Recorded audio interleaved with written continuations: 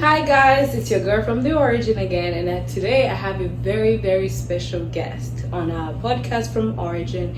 And you all know the mission is to elevate the coffee community by giving the voice to those unsung heroes that you get to taste their beautiful coffee every morning. So today we have Mario, and I'm gonna have him tell us about himself and the changes that he's making in Colombia. Welcome, Mario. Thanks, Asmaya, for the invitation. Thanks for having me here. I am Mario Dulce from Colombia. We are in the middle of the Black Brace Exchange program. We are having... Shout out to that. Shout out to Coffee Black, Vanderbilt University, and everybody that has been supporting this cause. We are here as part of this Black Brace Exchange. I'm from Colombia. I'm Afro-Colombian. If you don't know, there is a big population of Afro-diasporic people in Colombia, but also in Brazil, but also in Peru. There is black people around the world. So we are trying to connect the people from Africa and Latin America to connect black producers and indigenous producers from both countries and both continents. Awesome.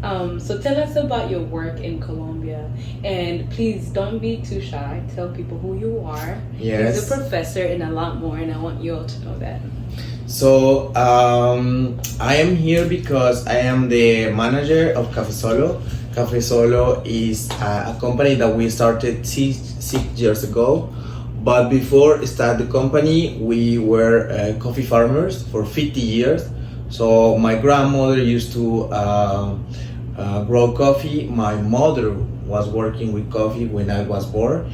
And I worked with coffee for several years until I decided to roast the coffee that we were producing. So in this moment, this is a family business. My father is a farmer. He is charged of the farm.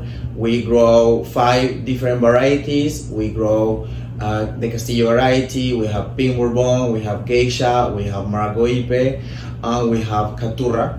So those are the 5 varieties that we are growing in the farm. And I start this company. We have some funding to buy the roasting machine. We have a 6-kilo roaster in the farm. Oh, that's amazing. Then we do the milling process in the farm. And my brother decided to open a coffee shop 1 year ago. So now we are doing everything, like from the farm. Farming to processing, Yes. to dry milling, Yes. to all of that. Yes. And now you're serving coffee in your community. And now I'm serving coffee in my community, and awesome. we are one of the first roasters in our community. That's a big community. We produce a lot of coffee in the community, but people have never had the opportunity of tasting their own coffee. Yeah. So we are trying to inspire people to taste their own coffee. We are roasting for the first time their coffee. We are showing people how to roast coffee, how to do specialty coffee, and we realize that people are doing incredible coffees in Origin, and that allow people to add value to the coffee. So that's one of the things that we are doing as a family. We are trying to inspire other families to do the same thing. That's the work that we do. My brother Fernando is the roaster, the official roaster of the company. And my mother Matilde now is doing the bakery for the coffee shop. So we are it's family to, yes. Yeah, the entire family is putting in the work. That's amazing. Yes. That is such an inspiring story. Thank you so much.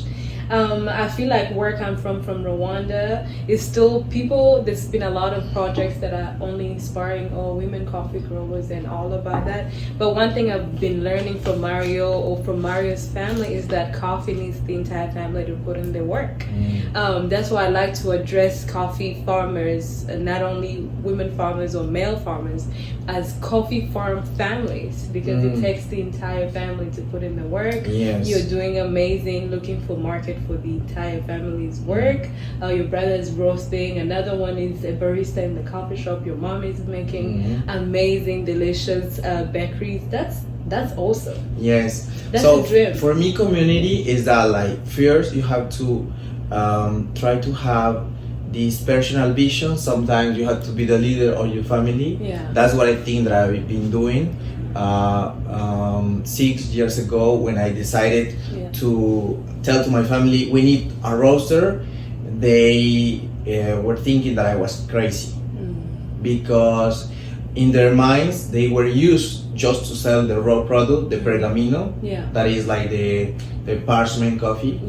So we were taught to sell this coffee for years and years and years, and 2 years ago we stopped to sell the coffee for the first time.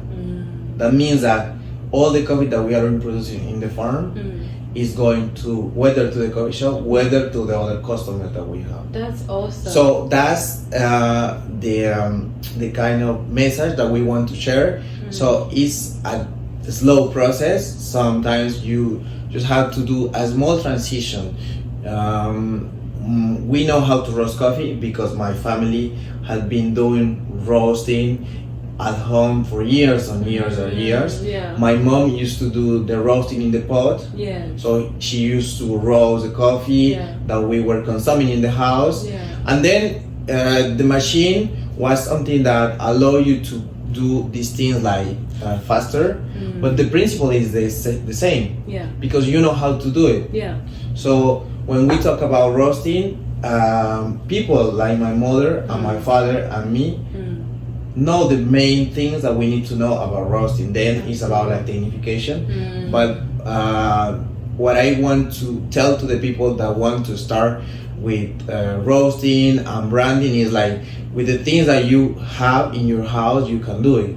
It's just about like, you can roast your coffee at home because you have a pot or you have any other thing. You have maybe a neighbor that has a roaster or anything. So what I want to tell to the people is like, you can do what you have with things that you have, like with the available resources. It just tackled down a lot of the questions that I meant to ask you. What does community mean to you? And the story that you just told us, just amazing story, and the change you're bringing at home. Because it's so sad that farmers only grow coffee to sell, but they really never get a chance to taste it, and that is the same case in my country. And part of the work that I do with the Elevator Coffee is to teach farmers how to add the value, how to process coffee with the available resources, how we do milling with like a bicycle tire, and then dry out with like a basket weaved flat thing and plate, and then we roast in a clay pot for us, because I think clay pot sort of retains the heat and you're able to roast evenly. And farmers didn't know you could do that, and I've seen the changes after they started drinking their own coffee. Build passion.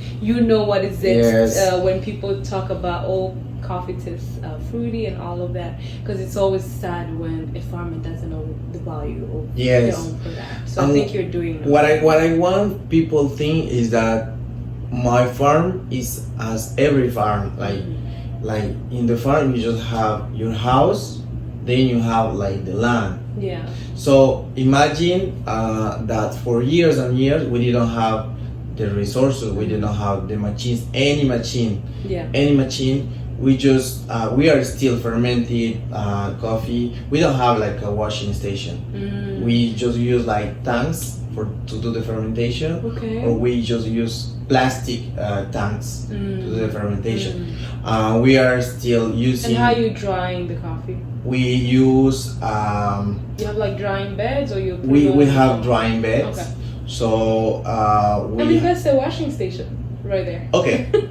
But we don't have like a big, I've seen those big washing stations. But what I want to say is that even if you have a small farm, you can try to, to sell for the first time the 10% of the annual production. Then year by year, you are going to do the transitions. Because the first time that you are going to start to sell your coffee, you are not going to sell the whole production. Absolutely. But little by little, you try to make other people take your coffee. And you are going to realize that you are producing the best coffee that you have in your countries, in your farms. How And big is the farm? my farm is 4 acres. So So 4 acres. That is we have 12,000 trees. 12,000 Yes. trees. That's a lot. And how much do you yield per tree? How much the total? Do you know? Do you ever weigh? It's about 1,800 kilos. 1,800 kilo, like Yes. total yield every harvest. Yes, not every harvest. We have 2 harvests. Okay. One between March and June, Okay. and the small one is between October and December. Okay. So pretty much like us in Africa. Yes, Alright. so I will say between both, Mm. yeah, we are able to produce 2,500 kilos Of between cherries. both. No, like Tons of of parchment green coffee. Okay. That's Yes. amazing. So Great it work. means like 1,500 kilos of green coffee. Yeah. So 1.5 times. Yeah. Yes, one point. Yes. Yeah, that's amazing. So another question for me. That's great.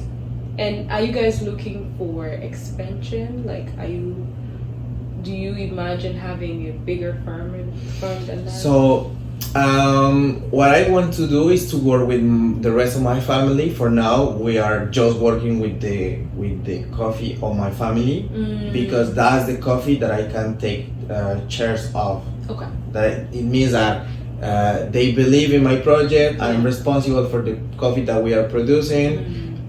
We are sending a part to the coffee shop, and I found like another customer, our first customer, that was Coffee Black. So what I want to do is to work with my uncle, with my aunties, because Well, also we growing coffee. also grow Okay. coffee. So that is the relationship that I want to build with other people working with coffee. Sometimes it's difficult because they sometimes are not going to wait for some months or weeks or several months for the payment that they need. What I believe is that you can do as a transition with them. So little by little, you start to build that trust. Yeah. And to say like, even if we wait for 2 more months, you're going to receive more money that you are going to receive if you sell the raw product. Directly, right. And the reason that I deeply believe that is because in my family we wait 4 years until the first harvest. Then we wait like 4 months to collect the harvest, and then we wait like 2 months more for the drying process. So what I think is that we wait 4.5 years to receive the money, and what I tell to the people is like, let's wait 2 more months to do something with the coffee so we can copy it, we can find a good customer, so you are going to receive more money than what you deserve. So if we are able to wait like for 4.5 years, let's wait a little bit more, and the coffee gonna be better. The price will be more profitable. Yeah, it's gonna be better. That paid. brings me to another question that I wanted to ask you. What is it like? And by the way, we're sipping on the coffee from his mom. By the way, I don't know if you all can see, but this is the picture of his mom. And who does the branding? Because you guys do an amazing job with the branding too.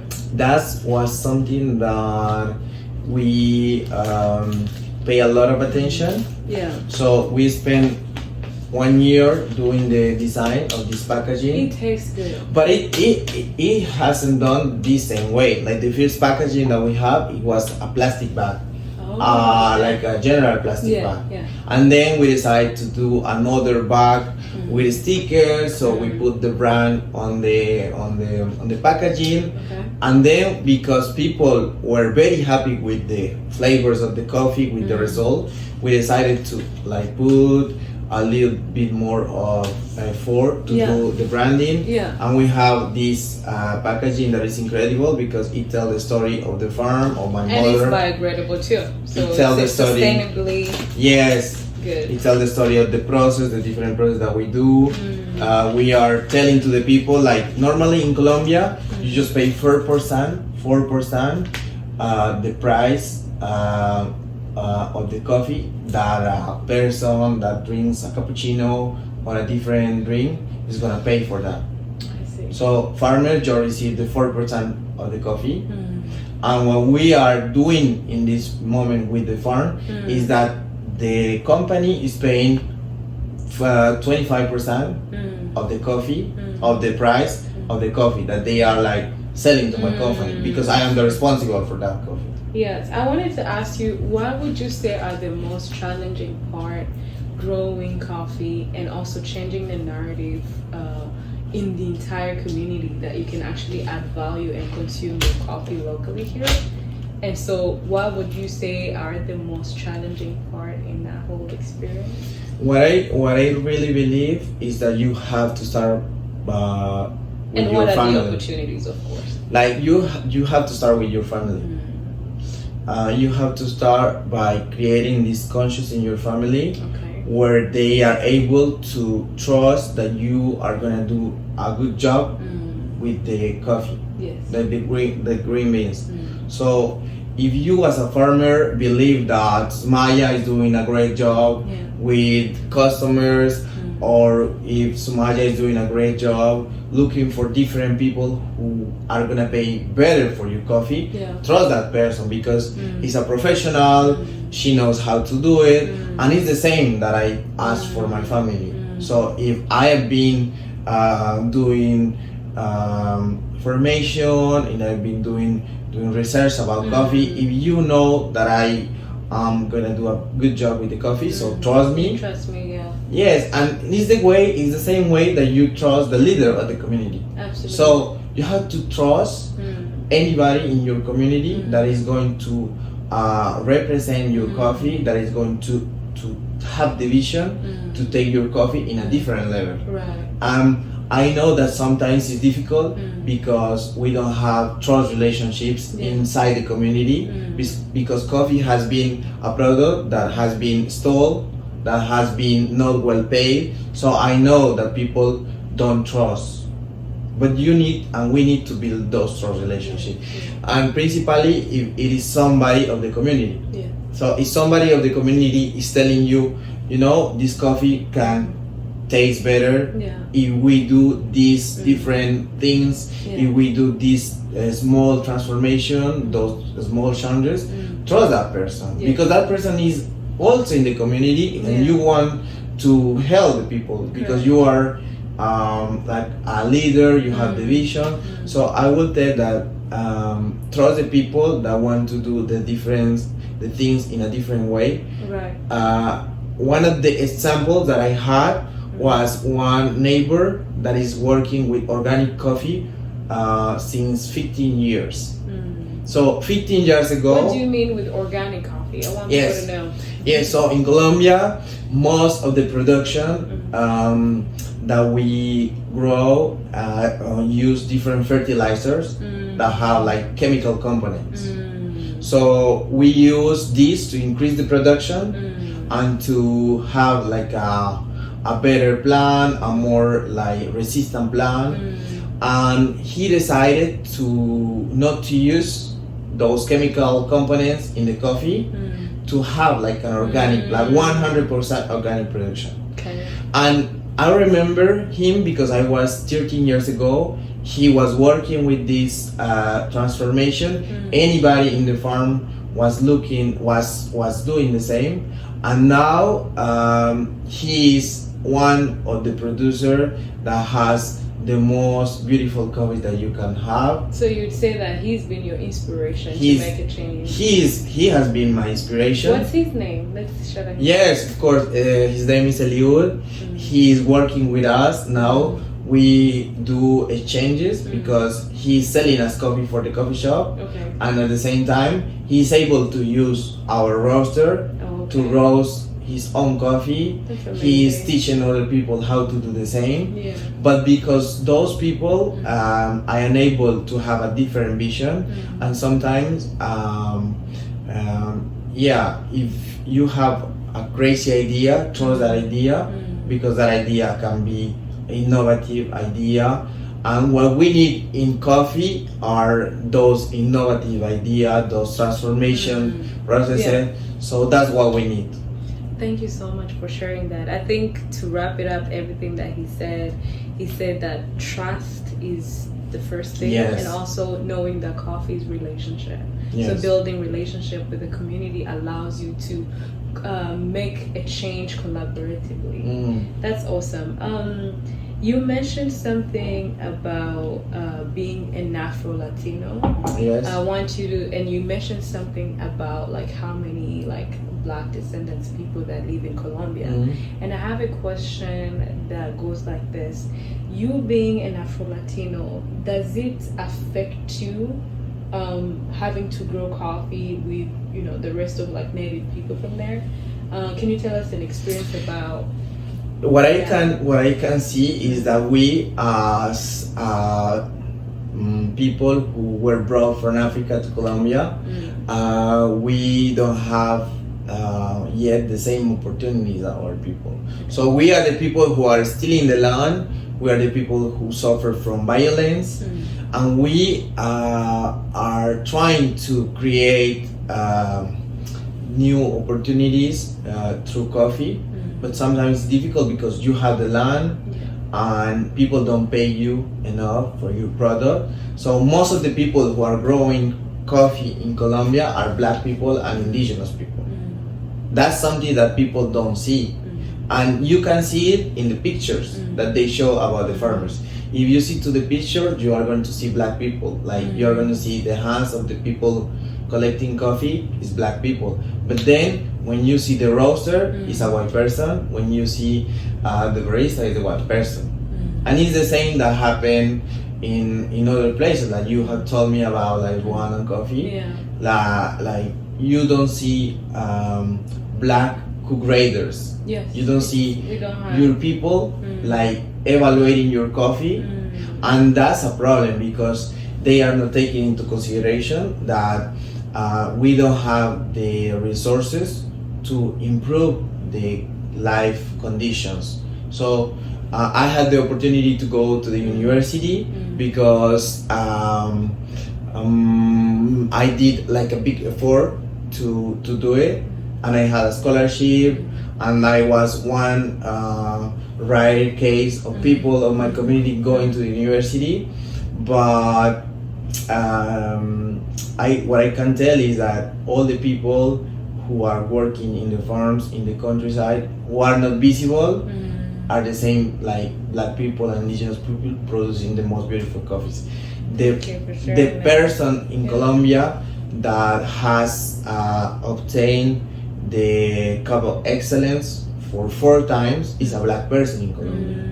And the people that you know, like the people that you know in the industry, like obtaining different prizes, different like recognition, is not a Black person. And we can Google it. So the Cup of Excellence of Colombia is a Black producer producing geisha's coffee, and that person is not getting enough recognition for their work because he is a farmer. I forget the name, but we can screen We'll a picture. put it down on We are the going to tag. put a picture of him. I think for me, I've been privileged to be sponsored a lot of times because I do come from underrepresented communities. But I will tell you what, I've been able to attend SCA a lot of times. I've been able to attend other global coffee events, and I might have been ignorant about that, but I didn't know we actually had like Afro-Latino was a thing. I didn't know that. And most of the farmers that I met from Colombia that I know, they're all like Latinos, if I would say. So the question that you have to do them the next time you see them is like, are you really a farmer? Because sometimes they say that they are farmers, but they are just representing the farm. I see. Like sometimes they say they are buying the coffee to different cooperatives or different people. So they're like exporters only. They are maybe exporters from farmers and indigenous Afro-Latinos who are smallholder farmers, and they will then process the coffee and then sell it and export it. Is that what you're saying? Yes. Okay. Or maybe they are farmers but they have a lot of money. So they have like big farms. My farm, Yeah. and most of the farms in Colombia are small farmers. Okay. We are 500,000 farmers in Colombia. So you're like smallholder It's farmers. more, yes. And the thing is that those farmers who represent Colombia normally they have a lot of money. Yeah. They are very well known, and the thing is that they have very expensive coffees because there's their business model. I see. But I am not just working with those people. I'm trying to inspire other people, small farmers who want Smallholder farmers who to want come to have together. better opportunities in the market. So, and that brings me to a question that I had for you. Where do you see Colombian coffee community in like 5 years? And feel free to use Solo Cafe as an example to make that change. Yes, so I see that we are realizing more and more the value of our coffee. That's Like not just the value in terms of economic value, Yeah. but also that Colombia is a way of changing the narrative about other illegal drugs. So I am an ambassador of Colombian coffee. I talk about coffee Yeah. because I want to change the narrative of other illegal drugs that are Is part associated of the with narrative Colombia, yeah. of Colombia. So whenever I go, I want to people know that okay, like we produce one of the most beautiful coffees that we can have. Yeah. And what I also believe is that the future of coffee is like in origin. So the future of coffee for me is in origin. My dream is that people are able to roast the coffee in origin, Add value. put it in a packaging and export it, because that's where the value, the economic value of the coffee is. So let me tell you something. I've been working in different levels of the coffee industry. The farms normally don't produce enough revenues. Like the farms are the place, and my farm, for example, don't produce enough revenues. The milling process is not still producing enough revenue.